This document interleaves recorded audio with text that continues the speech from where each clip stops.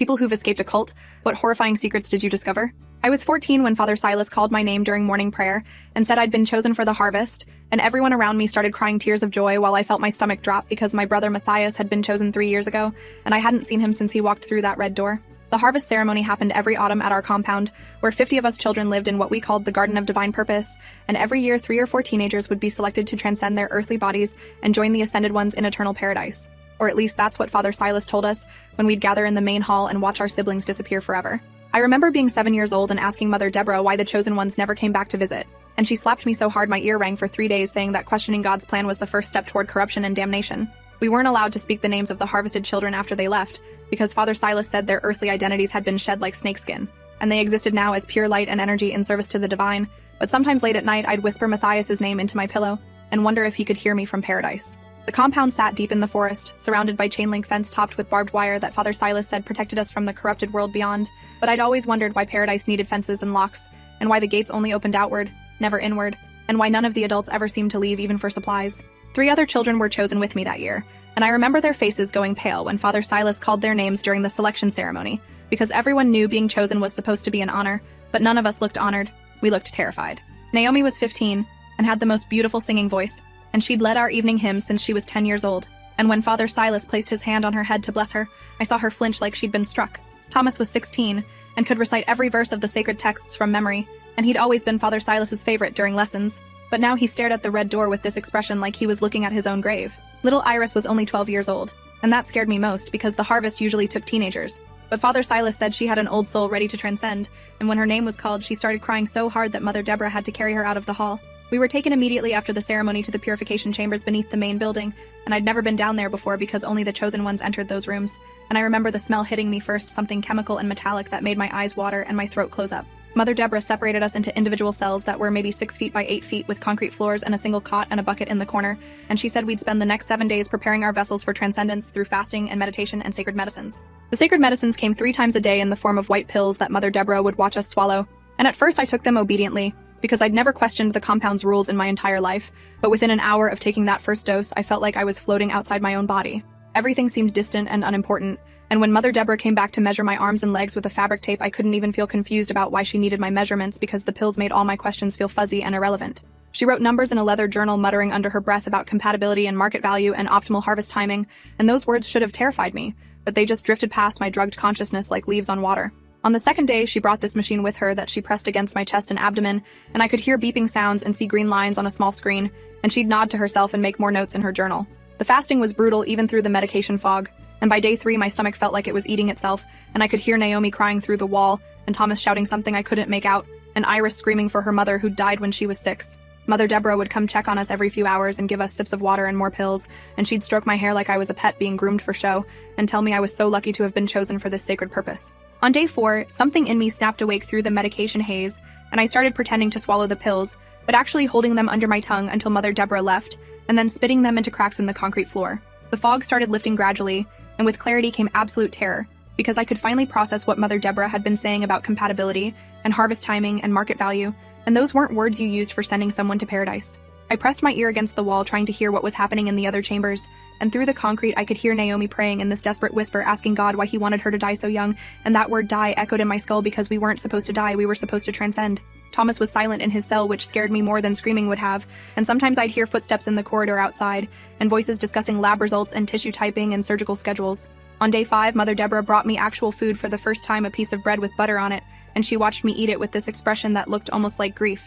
though she tried to hide it, and when I asked her why she was being nice, she said I needed my strength for the journey ahead. Her hand shook when she gave me the evening pills, and I pretended to swallow them while watching her face, and I saw something there that looked like guilt, or maybe regret, but then she blinked, and her expression went cold and professional again. Day 6 was when I heard the screaming coming from somewhere deeper in the facility, screams that sounded nothing like transcendence or paradise, but exactly like someone being hurt very badly, and I banged on my door until my fists bled, but no one came. The screaming went on for what felt like hours, and then stopped abruptly in a way that made my blood run cold. And later that evening, Mother Deborah came to my cell with red stains on her white sleeves that she tried to hide by folding her arms. She looked exhausted, and when I asked her what had happened, she said one of the previous harvest children had experienced complications during a secondary procedure, but that I shouldn't worry because I was young and healthy, and my success rate was projected at 73%. Success rate for what I asked, but she just gave me more pills that I pretended to swallow and told me to rest because tomorrow was preparation day and I'd need to be strong. That night, I couldn't sleep because my mind was finally clear enough to understand that something was fundamentally wrong with everything I'd been taught my entire life.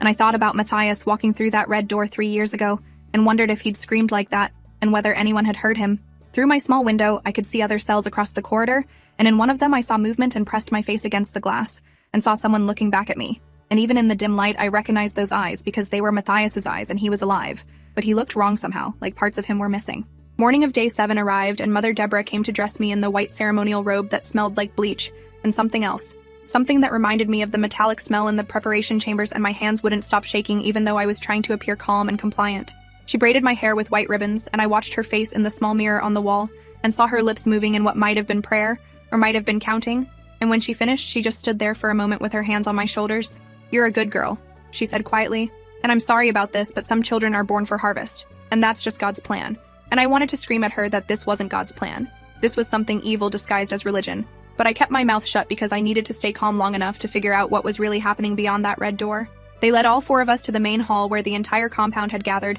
and Father Silas stood before the red door in his ceremonial robes that were embroidered with symbols I'd never learned to read, and the other children were singing those haunting harvest hymns we'd practiced since we were small. Thomas had a fresh bruise on his face and wouldn't meet anyone's eyes, and Iris was completely limp like a rag doll in Mother Deborah's arms, and Naomi was just staring at the red door with this empty expression that scared me more than crying would have. Father Silas began his sermon about sacrifice and divine purpose, and how we 4 had been selected from among all the children to serve the highest calling. And I watched his face as he spoke, and saw something there that wasn't holy at all, but was cold and calculating like he was appraising livestock. He talked about the Garden of Paradise waiting beyond the red door, and how the ascended ones lived in eternal bliss free from the corruption of flesh, and as he spoke I noticed details I'd never seen before, like how his ceremonial robes were expensive silk, not the simple cotton we children wore, and how he had a gold watch on his wrist that probably cost more than everything in the compound combined. My feet moved forward when Mother Deborah pushed me toward the aisle, and I walked past my brothers and sisters who were singing about gardens and harvest and eternal peace, and I saw their faces full of genuine belief and love, and I realized they had no idea what was really happening because the pills and the isolation and the constant indoctrination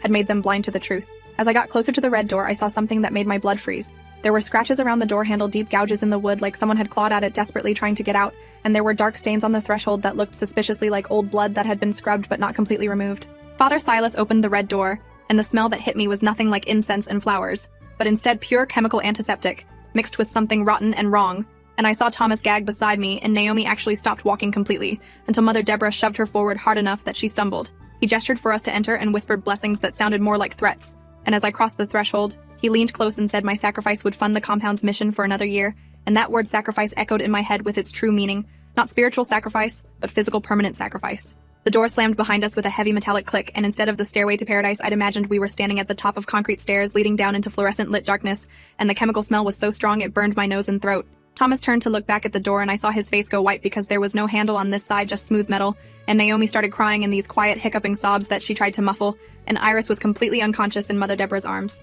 We had no choice but to go down the stairs, and with each step the air got colder, and the smell got stronger, and I could hear machinery humming and beeping sounds like medical equipment and voices discussing procedures and recovery times. At the bottom of the stairs, the corridor opened into what looked like a hospital hallway, with white tile walls and fluorescent lights, and steel doors with small windows, and through those windows I could see them, and I felt my legs give out. My brothers and sisters who'd been harvested in previous years, except they weren't in paradise. They were in cells behind locked doors, and some of them were missing limbs, and others had long surgical scars across their bodies, and one girl I recognized as Leah, who'd been chosen 2 years ago, was hooked up to machines through tubes in her arms and chest. Mother Deborah walked ahead of us like this was completely normal, and she started explaining in this clinical voice that the harvest wasn't a spiritual ceremony, but a medical procedure where they removed organs from us children and sold them to wealthy patients who paid enormous sums for young, healthy transplant tissue. She said it so matter-of-factly like she was explaining how to do laundry, and I wanted to scream, but my throat had closed up completely. Thomas threw up on the pristine white floor, and Mother Deborah slapped him hard across the face and told him to show some dignity, and remember this was a holy calling that would save the lives of true believers,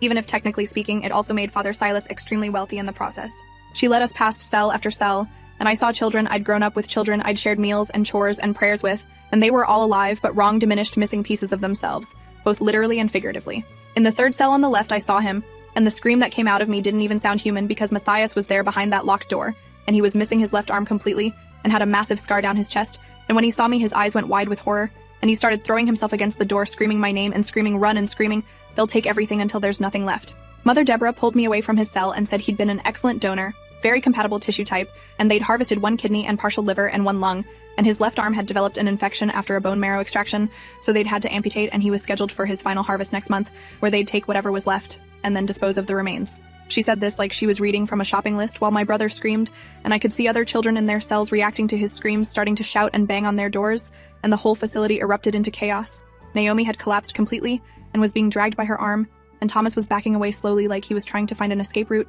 and Iris had woken up and was staring at everything with these huge, terrified eyes. Mother Deborah took me to a preparation room that was set up like an operating theater with steel tables and bright lights and surgical instruments laid out in neat rows, and she started explaining the procedure in that same clinical tone, saying they'd take one kidney first, and part of my liver since those organs regenerate, and then depending on my recovery, they'd harvest more in stages over the next few years. She said about 60% of children survived the first surgery, and those who did became permanent donors, kept alive in the cells to provide ongoing tissue and blood and bone marrow as needed. And I thought about Matthias living in that cell for 3 years, having pieces of himself removed one by one until there was nothing left to take. The wealthy patients who bought the organs were told they were receiving divinely blessed transplants from willing young believers who considered organ donation their spiritual calling, and they paid prices that made Father Silas a very rich man and funded this entire underground facility. She showed me consent forms with forged signatures and medical records that had been falsified, and explained how they'd been running this operation for over 20 years, using foster children and runaways and kids whose parents had sold them for money, and no one ever came looking because we didn't officially exist in any government database.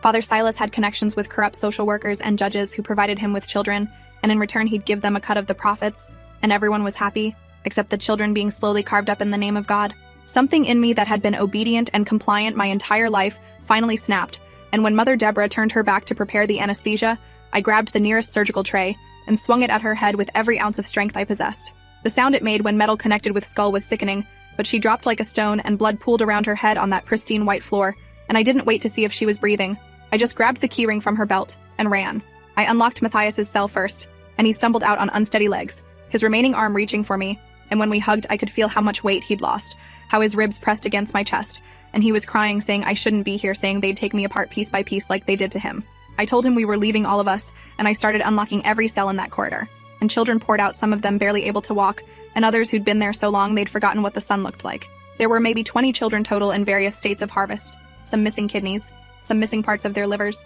some with only one lung, and all of them scarred and broken and furious, now that someone had finally opened their cages. Matthias knew the facility layout from his 3 years of captivity, and he led half the children toward a service tunnel he'd discovered during his time in the cells, while the rest of us created a distraction by rushing the stairs back toward the main hall. We could hear Father Silas's voice calling down, asking what was taking so long and whether Mother Deborah needed assistance with the difficult ones, and when he appeared at the top of the stairs and saw his children covered in blood and rage, his face went pale. He tried to close the door, but Thomas hit it with his shoulder, and we all pushed through into the main hall where the other children were still gathered, and when they saw us, their singing stopped abruptly. I screamed that Father Silas was a liar and a murderer, and the harvest wasn't spiritual transcendence but organ trafficking, and I showed them my brother missing his arm, and the other children with their surgical scars. And for a moment there was absolute silence. Then one of the younger children asked if the Ascended Ones were real, and I said no, they're not real. They're dead or locked in cells being carved up for money, and you could see belief shattering across 40 faces as everything they'd been taught, their entire lives, revealed itself as a lie designed to make them complicit in their own exploitation.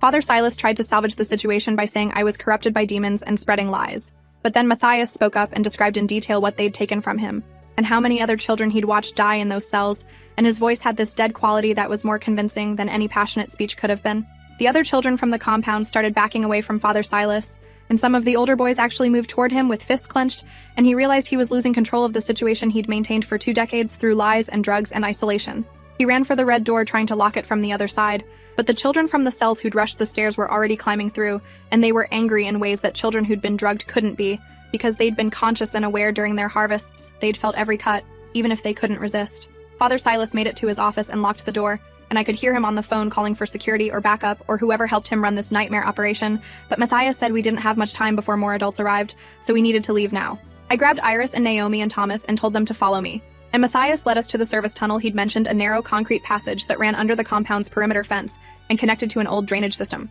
Some of the children from the cells were too weak to run, and some were still in shock, but about 15 of us made it into the tunnel before we heard shouting and footsteps behind us. We crawled through darkness for what felt like hours, my hands bleeding from rough concrete and Iris whimpering on my back, and behind us I could hear Father Silas's voice echoing through the tunnel system, shouting that we couldn't survive in the corrupted world, that we'd be lost without his guidance. But I'd rather be lost and free than found and harvested. So I kept crawling until finally we emerged through a rusted drainage grate into the forest beyond the compound walls, and I saw the sky for the first time in 7 days, and it was the most beautiful thing I'd ever witnessed. even though we were all bleeding and terrified and had no idea what to do next. We ran through the forest in our white ceremonial robes that got torn and muddy, and some of the younger children kept falling, but we'd pick them up and keep going because stopping meant death, and none of us were ready to die, not after we'd fought so hard to escape. We walked for 2 days following a creek because water had to lead somewhere, and we ate berries and drank from the stream. And at night, we huddled together for warmth, and some children cried and others just stared into the darkness with empty eyes. Matthias was getting weaker, and I knew his body was struggling without the medications they'd been giving him to prevent organ rejection of the partial transplants he'd received from other donors, and I prayed to a God I no longer believed in